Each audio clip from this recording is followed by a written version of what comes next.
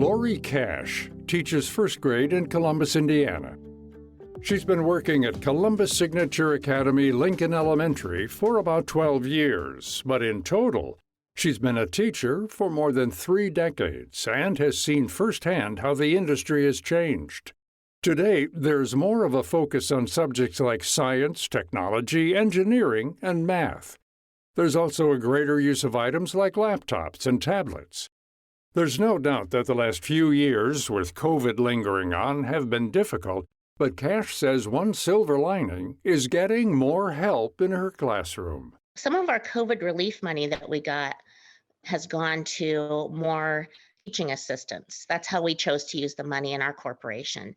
And that's been a great help. So that's helped me. If I see a couple students who are struggling with a skill, I can ask our teaching assistant, who's wonderful, to take out those 2 or 3 kiddos and work with them, to reteach and make sure they're understanding. While this is one positive, there are still several challenges stacked against teachers. The respect for the job, I've seen that dwindle some since I became a teacher, which is sad. The respect sometimes that we get from our state legislatures. We lost a lot of bargaining rights about 10, 11 years ago here in the state of Indiana, and we've been fighting to get those back ever since.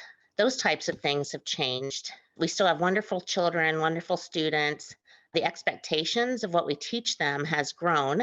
The things I used to teach in first grade are now being taught in kindergarten. And the things that, I'm teaching in first grade were what we expected second graders to do. So I've seen that change also. So higher expectations, asking us to do more, which, if I didn't love it, I wouldn't want to do that, but I do love my job. And so I want to do the best that I possibly can for all my students and my families. Cash is getting ready to retire soon and says her teaching salary has just now surpassed $50,000 per year. With everything costing more these days, she says it's hard for many teachers to get by. I was just having this discussion with my daughter. I have 3 kids, and my older 2 decided they didn't want to be in the teaching field. They saw how hard I worked and how little pay I got. But my youngest daughter, she really loves working with children, but she was just saying, there's nothing I can do that makes any money, Mom. And I told her that if we had single teachers, their kids would be on free and reduced lunch because it's hard to make it as a teacher, just a single person on a teaching salary. So that's kind of embarrassing, actually, to our profession that it has to be like that. I was sharing with somebody that I was hoping to get to $50,000 before I retire.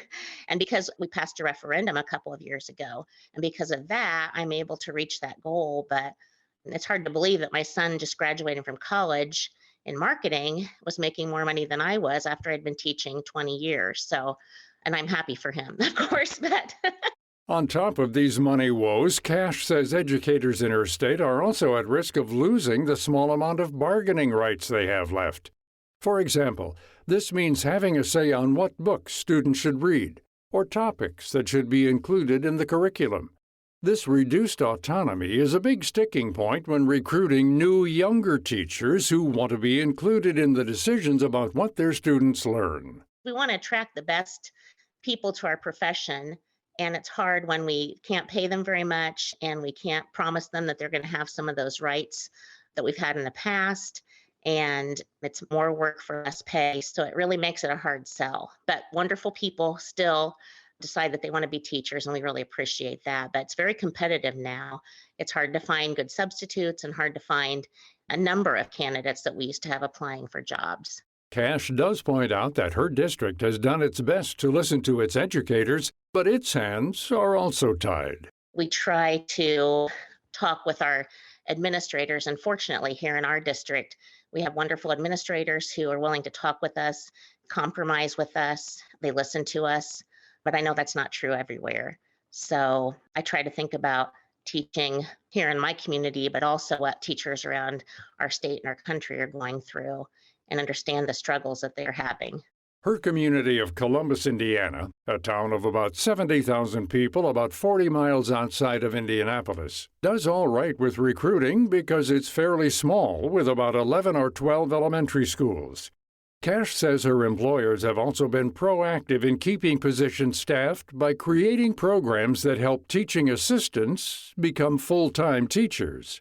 People who have their bachelor's degree in something else, taking some more hours of education and, getting a teaching degree pretty quickly, or lots of issuing of emergency licenses to people while they work on getting their teaching license. So a lot of that is going on also.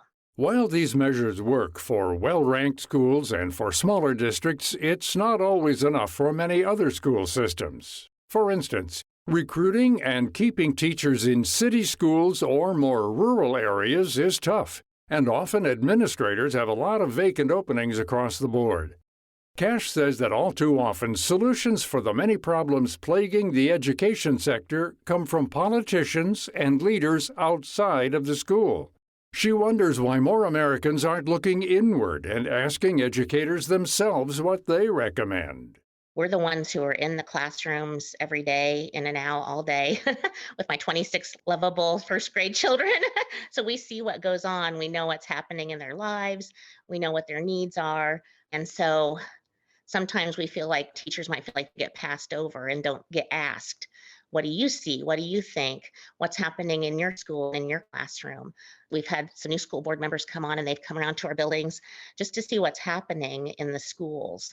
Because sometimes it's easy to sit in a boardroom and make lots of decisions, but until you get out there and actually see what's happening and even come in and, teach a lesson to our students, we've had some of our administrators do that.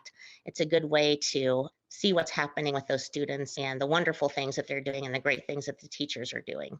Teachers are the backbone of America's next generation.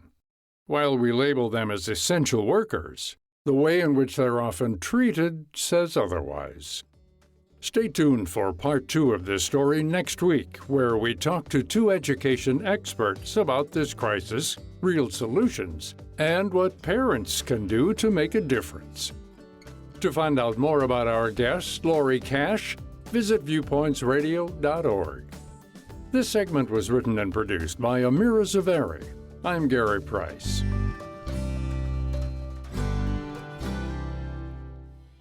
Coming up on Viewpoints. My genetics showed a very high sort of association with violence, aggression, and low interpersonal empathy. And those 2 biological markers then set me on a quest. Better understanding of what it means to be a psychopath. Then, America's first subway was really built to get streetcars off the streets of downtown Boston. We look at Boston this week, the birthplace of mass transit in America. I'm Marty Peterson. and I'm Gary Price. These stories in depth on your public affairs magazine, Viewpoints.